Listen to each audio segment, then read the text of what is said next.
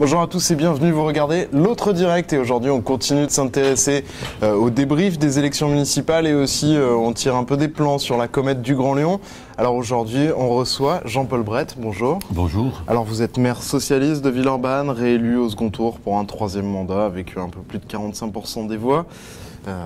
Au-delà de votre élection cette semaine, vous avez beaucoup fait parler de vous en lançant un groupe qui s'appelle la Métropole Autrement.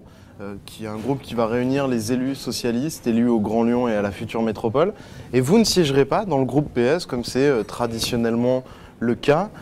C'est quoi? Vous engagez le rapport de force avec Gérard Collomb, vous faites valoir un particularisme local. Qu'est-ce qui vous amène à cette démarche? C'est ni tout à fait cela, mais c'est aussi un peu ce que vous venez d'énoncer. D'abord, nous avons été très largement élus à Villeurbanne. Ça a été une surprise pour certains, un peu moins pour moi. Que la gauche ne gagne, c'était pas une surprise. Voilà. La surprise, c'était le rapport de force qui allait se dessiner au premier tour entre vous et les écolos. L'ampleur du succès, le rapport de force aussi avec la droite, qu'il ne faut pas oublier, puisque la droite, avec 24% des suffrages au deuxième tour, a fait un des scores les plus faibles de toute la France, et nous avons fait un des scores les plus hauts. Ça c'est un petit peu oublié, pas suffisamment vu. Hidalgo fait mieux à Paris, mais... Oui, mais nous sommes dans une quadrangulaire. Hidalgo, elle avait les écologistes avec elle au deuxième tour. Nous ne les avions pas. Donc, indirectement, il y avait un score de gauche, si on fait le total des deux, qui est élevé. Donc, c'est un succès, je pense dire, qui se remarque. Et je pense que nous y sommes pour quelque chose, voilà. Donc, nous ne sommes pas tout de même étonnés par le travail et par la sanction qui a été donnée par les électeurs villeurbanais pour nous. C'est un très, très bon résultat. Bien. Ça vous donne aussi... ça nous donne de la force. Ça vous donne le melon au point de vous dire... Ça nous donne pas le melon. Allez, je vais partir en guerre avec Collomb, je vais montrer que Villeurbanne, c'est nous les meilleurs. Et... Ça nous donne pas le melon, mais ça nous donne de la force. Et la force, c'est effectivement d'avoir demain un groupe au Conseil de communauté urbaine et demain à la métropole de 11, qui a augmenté quantitativement de façon considérable. Nous étions 7, nous sommes 11. Alors qu'au contraire, le groupe socialiste il y a eu énormément de pertes va plutôt dans l'Espionnet. Avoir tendance à se résorber. Un petit mot sur vos collègues maires de l'Espionnet qui ont globalement été décimés, qui pour des raisons de division de la gauche à Rieux, à Dessines, qui pour des raisons de vague bleue à Saint-Priest. Comment vous expliquez ces défaites? Est-ce que c'est aussi finalement une défaite de la fédération PS du Rhône de ne pas avoir su calmer les troupes? Non, je ne sais pas. Il y a effectivement des raisons multiples. Il y a aussi, je pense à Dessines, il ne faut pas se raconter d'histoire. Je pense que le grand stade, non pas en tant qu'objet, mais dans le forcing qui a été celui du président de la métropole pour l'installer, je pense que ça n'a pas été un facteur positif pour Dessines. D'ailleurs, il y avait encore des listes qui se présentaient grand stade et qui ne se sont pas retrouvées sur Jérôme Sturla. Donc, ça montre aussi que quelquefois une méthode de gouvernance pour vous, la méthode n'est pas bonne aujourd'hui au Grand Lyon? Ah ben, je le dis depuis longtemps. Hein, je pense que vous le dites depuis longtemps. Je ne vais pas me faire le porte-parole des socialistes lyonnais qui ne comprennent difficilement votre démarche. Mais on vous a pas beaucoup entendu. Écoutez, pendant 6 ans, vous étiez le premier vice-président de Gérard Collomb au Grand Lyon. Moi, je n'ai pas souvenir qu'on ait discuté ou que vous ayez pris position publiquement en disant Collomb se trompe. Quand on est dans une majorité, qui était en plus une majorité large, il y a à respecter un certain nombre de choses. Moi, je suis loyal et discipliné, entre guillemets, c'est-à-dire je respecte un peu la façon dont les choses ont été posées sur le plan des rapports de force. Ça change depuis un an. Pourquoi? Parce que dans le débat sur la métropole, reconnaissez-le que depuis un an, j'ai fait entendre un discours qui était différent, un discours qui a été critique et sur la gouvernance, ou tout au moins sur la façon de la concevoir demain, donc implicitement sur la façon dont elle a fonctionné aujourd'hui, et puis également sur la façon dont la métropole pourrait demain s'emparer des compétences. Donc vous avez un peu raison, vous n'avez pas tout à fait raison, parce que depuis que le projet métropole est à l'ordre du jour, je crois avoir fait entendre une certaine différence. Qu'est-ce qui change aujourd'hui? C'est effectivement la force que me donne notre élection à Villeurbanne. Je le dis, je suis un homme libre aujourd'hui. Je suis au début de mon 3e mandat. J'ai une liberté de parole et une liberté d'action que je n'avais sans doute peut-être pas avant.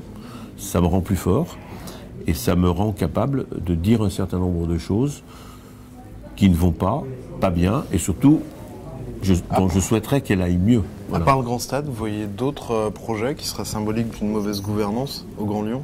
Je pense par exemple que la façon dont le débat sur la grande salle de basket, appelons-la, a été posé quelquefois sans aucune concertation. L'exemple même... La grande salle de basket, c'est la future Astrobal pour combler les désirs de Tony Parker, le nouveau président de mais je veux dire, quand on a eu les annonces... Et globalement, vous avez peur que Gérard Collomb vous la pique? J'ai pas peur. Je pense que c'est une situation qui ne pourra plus se passer aujourd'hui parce que ça serait aller vraiment contre l'intérêt général de la métropole. Et je pense qu'aujourd'hui, la situation ici, dans la métropole, le point que nous avons à Villeurbanne, rend cette hypothèse autre qu'à Villeurbanne. Les rares fois où vous avez vu monter au créneau contre Gérard Collomb, c'est à chaque fois qu'il a essayé de vous piquer l'Asvel. C'était déjà arrivé en cours de mandat quand Bernard Rivalta, votre ami socialiste, avait essayé de la déménager à Vénissieux. L'essai avait été vraiment très ébauché. Je veux dire, c'est davantage... Là, on voit que Gérard Collomb, dans sa stratégie, c'était de dire... je dis rien jusqu'à l'installation de la métropole, et puis une fois que la métropole est installée, j'installe l'Asvel à Gerland, et Jean-Paul Brett, il n'y a vu que du feu. Là, c'est aussi pour lui dire, attention, pense, en tout cas, monsieur Collomb, regardez, je vois ce que vous faites. Je pense que le débat sur les grands équipements lyonnais, équipements sportifs, mais aussi équipements culturels, ça va se poser pour le problème de la maison de la danse, où les points de vue ne sont pas forcément les mêmes. Moi, je ne me suis pas exprimé là-dessus. Je pense que vraiment le débat... Je pense que vraiment le débat sur les grands équipements, il doit être un débat d'agglomération et il ne doit pas être conduit comme il l'a été aujourd'hui, c'est-à-dire avec un peu une...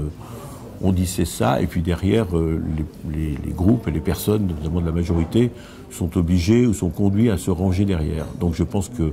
Et c'est le problème de la gouvernance, le bureau sera resserré. Moi, je souhaite que, dans la majorité, cette gouvernance soit resserrée, qu'il y ait chaque semaine, par exemple, autour du président, il sera sans doute, je l'espère, Gérard Collomb, un groupe d'élus, de 3 ou 4, avec lesquels les problèmes puissent être abordés en amont et qu'on ne se retrouve pas devant le fait accompli de décisions, je dirais, à caractère autocratique, on peut utiliser le mot là, où on n'est qu'une solution, c'est se ranger ou partir. Globalement, ça a été votre cas, par exemple, sur la métropole. Vous étiez premier vice-président du Grand Lyon en charge de la métropole. Vous l'avez appris dans la presse. Voilà, vous en avez un bon exemple. Premier vice-président chargé de la stratégie métropolitaine et apprenant dans la presse, comme d'autres, le deal Mercier-Collomb. Ce sont des choses qui ne sont pas tolérables. C'est-à-dire que vous en avez globalement marre. On les a tolérées. Vous en avez globalement marre d'avaler des couleuvres. Oui, c'est pas des couleuvres, mais je pense que cette gouvernance doit changer. Alors je sais d'expérience que les hommes ne changent pas facilement, je le dis d'ailleurs comme ça à Gérard Collomb. Seul le rapport de force et le besoin qu'ils ont des autres les fait changer. C'est le sens de ma démarche. Le rapport de force, justement, vous promettiez pendant la campagne des municipales, parce que votre opposition vous a souvent accusé de ne pas faire grand-chose à Villeurbanne, que les crédits du Grand Lyon coulaient à flot partout sauf à Villeurbanne. Finalement, vous les avez entendus? Non, il y a un peu de posture dans une campagne électorale, mais c'est vrai.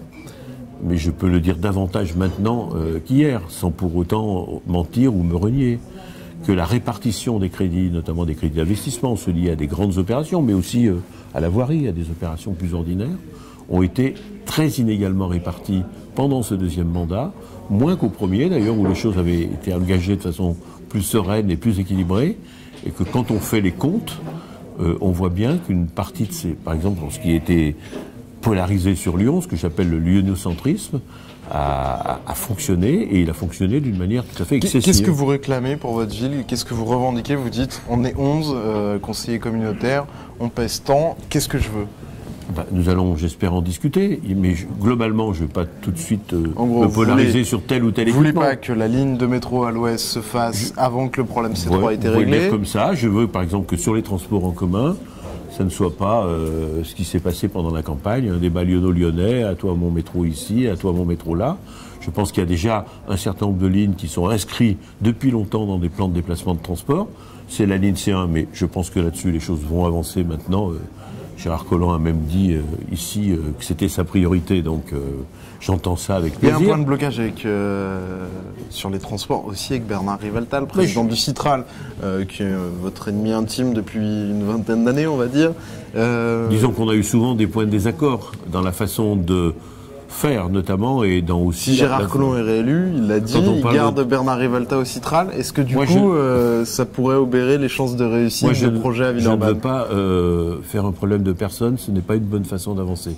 En revanche, au Citral et à la communauté urbaine, là où se décident les futures lignes, là où se décident les études, là où se décident les projets, j'ai un certain nombre, et moi, et d'autres avec moi, un certain nombre de projets qui doivent devenir davantage prioritaires. La ligne C3, ça se fera, mais aussi la ligne A7 et la ligne T1, qui sont des sujets qui intéressent Lyon, Villeurbanne, et aussi Vaux-en-Velin pour l'ensemble de ces lignes. Et il me semble que l'agglomération se développant à l'Est, de manière prioritaire, ces sujets de transport en commun doivent être aussi davantage priorisés. Qu'on comprenne bien quand même où vous voulez en venir.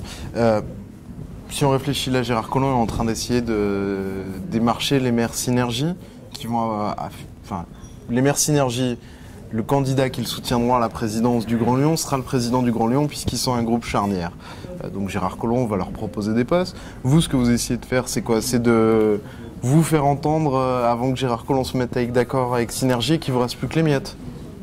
C'est montrer que Gérard Collomb, dans sa démarche que l'on peut comprendre pour avoir une majorité, a besoin autant, sinon davantage, d'élus comme moi ou comme à Villeurbanne où nous représentons 11 individus, autant que Synergie. Donc qu'on s'adresse à ses présumés amis avec autant d'attention qu'aux autres. Dernière question, est-ce qu'il n'y a pas quand même aussi une chance d'offrir le Grand Lyon à la droite en montrant vos divisions? Parce que vous montrez aussi que le camp socialiste n'est pas aussi soudé qu'il n'y paraît, alors que l'UMP a plutôt fait l'effort d'investir un candidat très rapidement, d'essayer de se mettre en ordre de marche. On voit que finalement, c'est peut-être le PS qui a ouvert la machine à perdre. Est-ce qu'il n'y a pas quand même un risque pour vous, socialistes, d'aller contre votre camp? Le groupe que je conduis ne va pas contre mon camp. Il est simplement à montrer que dans mon cas, il y a des différences d'approche. Il y aura bien un groupe PRG, il y aura bien un groupe Modem et je ne sais trop quoi, qui vont être des groupes qui vont afficher... C'est pas des groupes locaux, là, c'est du chauvinisme. Oui, mais notre problème est effectivement qu'à Villeurbanne, la taille de la ville nous permet d'avoir un groupe local d'une certaine dimension. Si d'autres, je peux vous dire quand même, quand je parle aux gens, la façon dont je pose des problèmes au niveau de la métropole, la gouvernance, l'équilibre des territoires, la façon d'envisager la métropole, c'est quand même un point de vue qui est très très largement partagé. Alors certains comme moi l'affirment à travers la constitution d'un groupe, d'autres s'engagent un peu moins sur ce chemin-là, mais je peux vous dire qu'ils viennent me parler à l'oreille et ils disent vraiment à peu près la même chose que moi. Donc il faut faire en sorte que ce propos-là, il puisse être tenu et il compte dans la façon de concevoir la métropole demain. Merci beaucoup Jean-Paul Brett. Et puis vous pourrez suivre sur lyoncapital.fr les pérégrinations de ce groupe, la métropole autrement, et puis les négociations entre Gérard Collomb et les maires Synergie. Vous pouvez suivre tout ça sur lyoncapital.fr. Et nous on se retrouve demain pour l'autre direct avec Georges Kepenekian, actuel adjoint à la culture à Lyon et qui aspire peut-être à de plus hautes ambitions pour la prochaine équipe de Gérard Collomb. Merci beaucoup, au revoir.